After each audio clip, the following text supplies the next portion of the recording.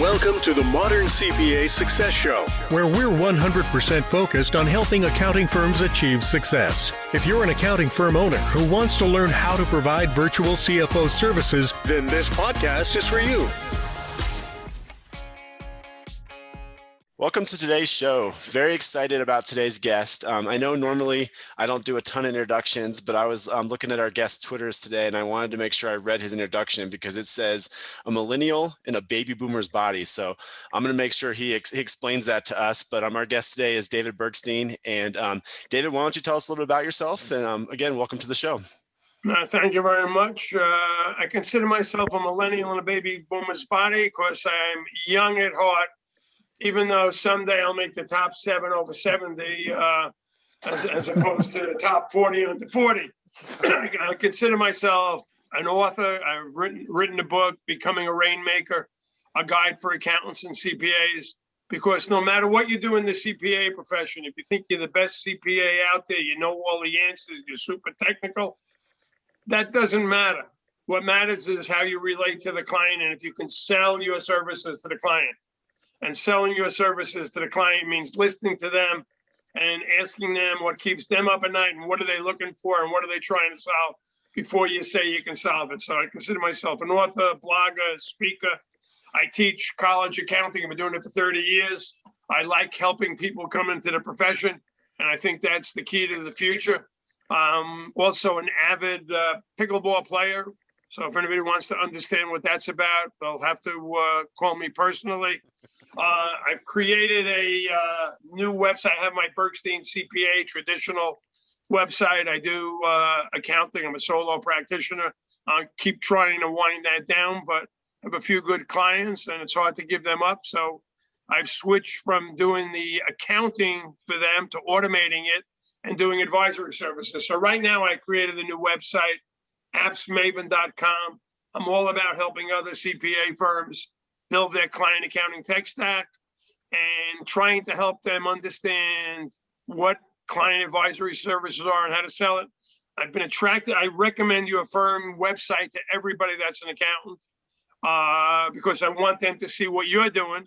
And I know you have the book and the course, and I always, the bigger groups I tell to look at it. Because I think the future of accounting is all about automation and advisory services. And I love what you have, which is transactional, controllership, CFO services. Somebody was talking to me today all about how you should sell. And this is someone was demoing a software product. And they said, we don't talk about the software product. We talk about the process, how we help the client through the advisory services, which fits in with your 3 choices. You know, people see the 3 choices, too expensive, and it sounds too cheap, goes in the middle. And then they become a client for a number of years because you keep upselling them. Even the way you have your transactional website posted, nobody really wants to do the transaction processing, but you upsell them to other services. So that's why I look at you pretty much, even though I've worked with top 100 firms, you hit it right. You went to it at the right time. And I'm not selling you a firm per se, but it's just when someone asks me, tell me about things to do, I always bring up your website. There's a couple others I bring up, but this week I like yours. Well, we're the top. Yeah. So yeah, you're the top. We're number one. I think you changed it a little. Today I was showing someone because he was telling me that the sweet spot for most advisory services from the CPA firm is the $5 to $10 million range. After that, they actually want a controller on site most of the time. So in your chart, you have the number of businesses in North America, and then you have the different breakdowns for the services. Do you place CFOs at firms so they can have full-time CFOs, or is everything you do through the outsourced virtual CFO? Yeah, everything's fractional, and that's by design. So we give them, the reality is everybody needs a little bit of a bookkeeper, a controller, a CFO, and then even like the outside perspective from like a tax. The problem is what we run into is clients a lot of times are like, hey, how come my bookkeeper can't run my cash? It's like, well, because they're a bookkeeper, they're not a controller. So then they upgrade and they hire somebody that's a controller and say, hey, how come my controller, who I pay pretty well, can't handle my financial strategy? And it's like, well, because they're a controller, not a CFO. So then they hire a CFO and they're like, first thing they want to do is hire a bookkeeper or a controller. So now I've spent a lot more money and then I need somebody to do the day-to-day. So the reality is like these businesses, and for us, that sweet spot's from like 1 to 20 million in revenue. The thing is they need a little bit of all these roles. Some days they need 50% of one and 30% of the other. The next week it flip-flops. So by us being able to give them a subscription to a finance department, and that's what they're really doing with us. We value base all those service items, but the service itself is more subscription based. They are subscribing to our service, and then if they need to plug and play different people, that's part of our service package, and that's what we do. So no, we do not plan anybody full time. It's always fractional because we know we're going to be able to scale. Now, once they get over 20 million, we do have some clients that way. They typically do have somebody in-house, and then our role switches more to like an FP&A role. So we're doing the financial planning and analysis, because a true CFO of a large company, their job is just to go get money, right? Like that's the number one thing they do. They're not really in the weeds helping out with finance. So. Right. And then, what I like about what you do, and this is what I'm telling people also, is it's really the frequency of contact as to what level of service they're purchasing from the CPA firm. So when it comes to a transactional nature, even when you're selling them your full setup, you're giving them a little bit of bookkeeping for some weekly work and that may not be you or Jody, it may be other people. And then you're working them up the line. So you're really giving them, and this is what I think is great, and this is what I'm telling people, your frequency contact, and that's why you get the value that you are with the value billing, because somebody's doing a little bit of the bookkeeping, somebody's doing that cash management maybe at the end of every week or every other week, and then the CFO might be coming in monthly for a strategic meeting or a sales forecast or a pipeline type thing. So I think that's excellent. Yeah, no, it's pretty full service for sure. And I think you hit on a great point there. I think the quality of touches and the quantity of touches are both equally as important. And I think that, a lot of times, either when we're hiring a CFO or as people are going through the courses and we're kind of having our fireside chats, that's one of the questions that come up a lot is, how am I supposed to meet with these people weekly? What am I going to talk about every week? How do I bring that silver bullet to the client? So I'd love to hear kind of your perspective on it. I know you mentioned a couple things there, but I'd love to hear your perspective of, if you're going to meet with the client that much, what types of services and what types of conversations can you be having? Well, that's a great question. But if I, as the solo practitioner, want to keep my level up and I want to be the CFO type, I have somebody else, a part-timer, communicating with them weekly. So I'm not going to do it weekly. And that's where you split it up. And you've gone from, I think, a 5-person firm to over a 60-person firm with people outsourced. So my weekly person is going to be handling the transactions if need be and look at it. Whereas I might come in and make sure cash accounts receivable are in and out, but I'll even let somebody else do that and talk to them. And I'll only come in when it's strategic to go over a dashboard at the end of every month. Because, I look at it maybe, and this is where you get to bill the higher numbers. And this is someone I was talking to today. He was saying that when he sells his cash flow services or why people should use them, he says you got to expect an average of 50 hours a year with each client if you want to get the value billing. And that seems like a lot. But when he went through it, the weekly contact may be 20 minutes a week times 52 weeks from a lower level person. And monthly work, maybe an hour a month. And then as you move it up, 50 hours is not that much time, especially if you're not doing it. So, and I think from looking at the course, I took part of your course, was auditing it. You're throwing those things out there, especially with the videos where you're sharing the different ideas. And what I think right now is a great time to be a solo practitioner or a small CPA. When you look at the 41,600 firms, AI CPA firms out there, top 500. But after you get by that top 500, most firms are under 20. And when these firms are under 20, they can move like a speedboat and make choices. It's these large firms with all these political things. It's taking them time to adapt to this new paradigm advisory. The larger firms want to be truly professional service firms. As a solo practitioner, I want to be that too, but my niche has got to be smaller because I'm not an expert on a lot of things. But I can bring people in, and you've grown to a point where you can have different niches. But as a solo practitioner, I can bring people in, I can adjust. But what's really starting to confuse everybody is the number of choices for different apps. Everyone selects what I'll call a platform. It could be Xero, it could be QBO, could be Zoho, it could be FreshBooks, could be Accountants World on the small to mid-level, or you look NetSuite or Intact on the other. Depending on the size of the firm, you can have two platforms, small and large, or you're going to pick one. But after the platform, what do you add on to it? There's got to be a point where we stop adding apps. And when you adopt, it's all about the process. What problem are you trying to solve, and what tools are out there? You know, you look at Zapier now. Everyone loves Zapier because it can connect you and makes it easier, but it's still only so many apps that you can buy as an accounting firm. You know, I don't know. We're trying to test that limit right now. It feels like you said it, Adam. Seems like we go through a lot of them, and we also, we're always wanting to find a better way to automate. And what I think is really cool, and I will call you out on your age because you said it first, being a millennial. I think it is cool, and a lot of people listening to this has probably heard you speak that you are a cloud evangelist, and that's really what your focus is. And I think that's really cool so, I mean, as it relates to that, I mean, do you find there's because I know that's how you help other accounting firms too, is so people listening that want to figure out how to get into the cloud and what tools to leverage.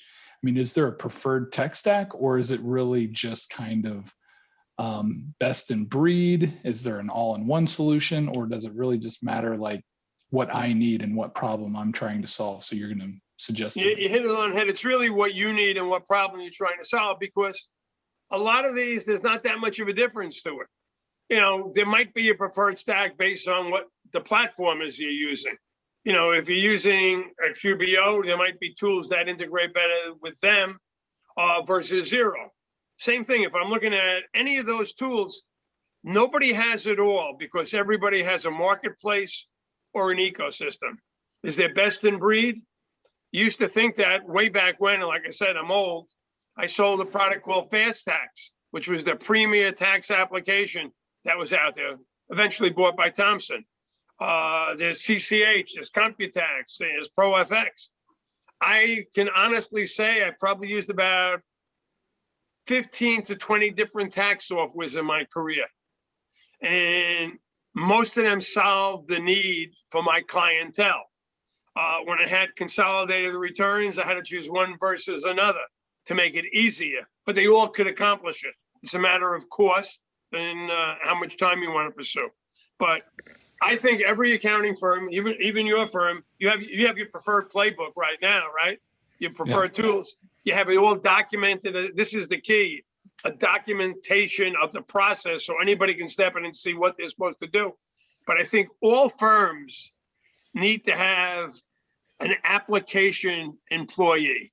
Call them a chief application officer or call them an application search specialist. And I think each firm has to look at what's coming out and maybe make changes no more frequently than every 2.5 to 3 years. Because if you're doing that, you're going to screw up things in between. But technology is changing so fast. It's a key. I look at Vic AI and BotKeeper to mention two tools out. They're both excellent tools. One is human-assisted artificial intelligence, because that's how they advertise it. The other one is advertising total automation. And I'm a believer in, I don't want to outsource. I want automation. So I'm looking at tools that go that way. And I evaluate them based on the fact that I call 5 or 6 firms that are using those pieces of software after I look at a demo and play with it a little bit. And if 5 people of each, and basically 3 to 5. If they like a product, they think it's a pretty good product. There's always going to be naysayers who don't take the training, who don't understand it, or don't know what to do. So I think I've answered your question as to how I choose. It's really up to the firm and what they're trying to solve and what they have in place. So that, I think that was you definitely answered the question. I guess my follow-up question to that is you kind of walked through your process of, doing some samples, doing some walkthroughs, and then asking 3 or 5 users. Would you recommend the same for an accounting firm? If I'm thinking about doing this, and should I go out and try to find people that are using it as well as run through the process, or would it be different for me as a sole proprietor? No, as a sole proprietor, you should be doing it. I'm chair of the FICPA Tech section, Florida Institute of Certified Public Accountants. We have a portal out there. People are putting out there, hey, I'm looking at this software I'm using. Give me some opinion. You'll see 10, 15 people, mostly good, some bad. If enough is saying good, you got to take a look at it. Every solo practitioner, if they're worth their salt, belongs to an organization. It could be a state society. It could be a network of people similar to them. You don't have to be a CPA. There's all sorts of organizations for accountants, enrolled agents, bookkeepers. Go to your sources. I work with these large firms at some of these associations, and I'm actually calling. One of the associations wants me to do a presentation for them in the May timeframe. They want me to be unbiased and honest when people ask me my opinion of various pieces of software. But they want to see a demo of Xero, Intact, NetSuite, and QBO. What am I doing? I'm calling up their members that use these products and saying, hey, your member firms want to know about that. I know you're using the product. Do you want to do a demo? You want to help your member firms? Rather than calling a sales company in to do it. They're going to be more right because it's their camaraderie. So I recommend this. Anybody, ask the group you belong to. Yeah, that's great advice. But you can also run point for a lot of firms as well, right? Like they can bring you in just to kind of help sort out like what a good solution is for them and help them map out that stuff as well. I do. I'm working actually out of one of the associations. Their Mexican affiliate called me, and it's a pretty large firm. And now they want me to do consulting on a monthly basis to help them. But they may need more than me. So this is where I look to other firms that I see out there and say, hey, here's something for you, because the opportunity, and you've got more, when I say you or others, but mainly you right now, you got it all documented. You got the system in place. It may be more ideal across the board, but hey, I start with them and then I pass them off. I'm not looking to grow my business. I'm looking to help people at this point. Kind of strange situation. I'm torn between, like every older CPA when they pass the millennial status, should I retire at 65, 55, 75? As I move to this platform, you can only do so much bike riding, pickleball. I'm not a golfer. You can only go out to breakfast with the guys so many times. And when you stop, if you decide to stop completely, you really got to walk away from it because you lose your knowledge base. So every day I'm out here trying to learn more because that's what it's all about if I'm going to transmit information and help people. It's just firms don't spend the time educating themselves. They hear, hey, let's do this, let's do that. But did they really investigate? They don't in all cases. Yeah, probably not to the extent that you just said it. And I did write down like chief application officer. I like that. I like that terminology. And and that's why I say like having somebody, and obviously we know and we see a lot of the content that you put out. So we know that you're hitting that stuff up pretty heavy. So I like the idea about like leveraging your association for ideas and tips and stuff. But then also just knowing that there's a resource out there like yourself that can also kind of help, because I know you're also doing a lot of that groundwork, talking to people that are actually using it, not just the sales team, that kind of thing too. So that's really helpful to know. It's an interesting thing, having been on the sales side of it for so long. always be selling, always be closing. Everyone's, trying for that, but people want to know more at this point. And actually the sales process has changed so drastically because of this pandemic. I believe a lot of these larger companies that had boots on the ground in every city are going to start to draw back the boots on the city, because more and more people are making their decisions by looking on the internet, researching it first. And then when they talk to someone, you could do a Zoom. You still need face-to-face, and you still need closing super large when you get to a certain point. But more and more can be done as the technology is improved in this remote space. It's just a whole different, I call it the next normal, the new normal. People aren't going to go back to real estate. Yeah, no, I'm sure there's people that are thirsty to do that, but I agree. It was a little bit foreign concept whenever we did it, 10 years ago. And now it's become pretty much the norm. So I agree. It'll definitely be heading that direction. But in addition to helping with the cloud stuff, I did want to hit on, you also help firms like become more, think about being more advisory as well, right? Yeah, to me, that's the main thing. Building a tech stack is helping them to automate. So before you can focus on advisory, and you may have to change your personnel, maybe you're hiring different people. You got to automate first. And that's the simple part if you want to do it. You're going to say, I can't do it. Somebody I spoke to over the last couple of days said they're bringing a new product out. And I showed them what the market consisted of in this particular case between QuickBooks Online and QuickBooks Desktop. And they said to me, should we also make the product work with QuickBooks Desktop? And they want to do real-time accounting.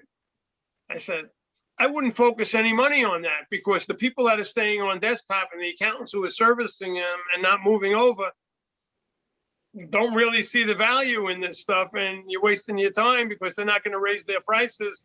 Because if they really understood it, they'd be moving their clients to the cloud off desktop. It's still a great market in desktop if that's what you want, but the future is all about online. And I believe that accounting firms, and I think you've done it already, it's not about just the advisory service. It's not about client accounting. It's seeing what goes on in accounting real time allows you to offer different types of advisory services. It's not just about liquidity, solvency, and profitable. It's about succession planning. It's about wealth management. It's about how to grow the firm. What's their sales strategy? And accountants should be well versed in how to calculate these things. I'm teaching managerial accounting this term, and I used to hate cost accounting and managerial accounting, but really, that's helping businesses make decisions.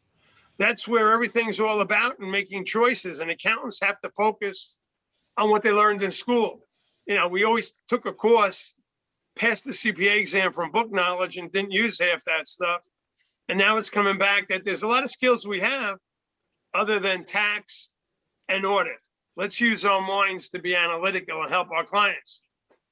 Yeah, but you're right, though. It does start with being more in touch and being able to have access. And so if you are doing real time and you are accessing their stuff in real time, because of the cloud computing, all that stuff is, has a lot of interplay there that makes it just enhances the advisory services and really promotes it and almost demands it. So they definitely, so that's why I say I think the tech does kind of go hand in hand with the ability to help out with some of that advisory stuff. Yeah, definitely. We'll see where it goes. So just real quick, I know we're getting a little close on time here, so I wanted to throw our email address out there. We love having guests like David on here. So if you want to be a guest, or if you have questions or topics for the show, please email us at vcfo@summitcpa.net. Again, vcfo@summitcpa.net. So with us at the end of time here, David, I'd love to hear some final thoughts from you, and then Adam, I'll throw it over to you as well. I'm here to help people. To me, it's two things. It's all about the process, and that process is advisory services. But to get there, you have to automate what you're doing, change the services that you're selling. And you've done that well when you talk in your website about the process and about, So you're great with putting different content out every week. And that's what attracts the clients. When a client sees a blog post out there, that's interesting. Maybe I should call that firm. They seem to be hitting on what you're not selling the service you're doing. I'll call advertorials. You're doing education. And then all of a sudden, I got a need to solve that. That's the future of accounting is changing. Accounting is never going to go away. It's always going to be a process of recording, sorting, summarizing economic data through automation. But the key is, at that point, doing the advisory services to help your clients make great decisions. Yeah, definitely. Adam, final thoughts from you?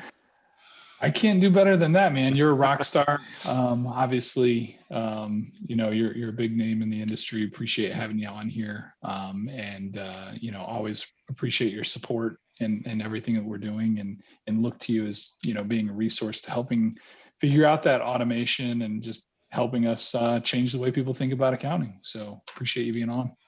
Thank you. You guys got it down pat. Just keep doing what you're doing and gain more notoriety or infamy, one or the other. We'll take both. Thank you very much. Yeah. Thank you. Okay. Enjoy this episode? Visit our website at summitcpa.net to get more tips and strategies for achieving modern CPA firm success. We're here to be a resource in this ever-changing industry.